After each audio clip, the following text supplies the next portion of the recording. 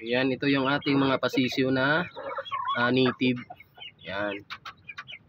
So, bali, yung tatay nito is Dungtaw, yung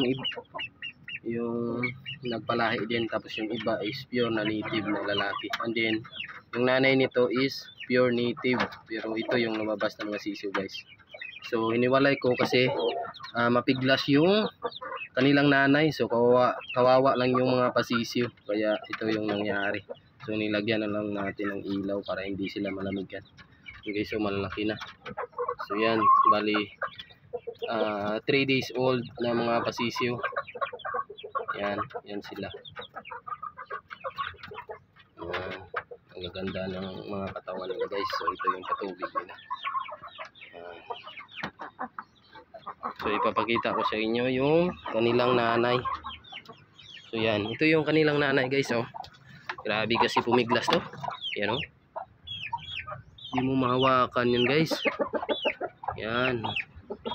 So, iniwalay ko lang para masigurado nating safe yung mga pasisyo.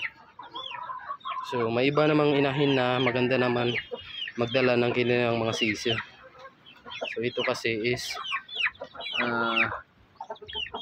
papiglas, hindi maawakan. Kaya pagbigay mo ng pagkain, grabe, nabubulabog yung mga sisyo niya.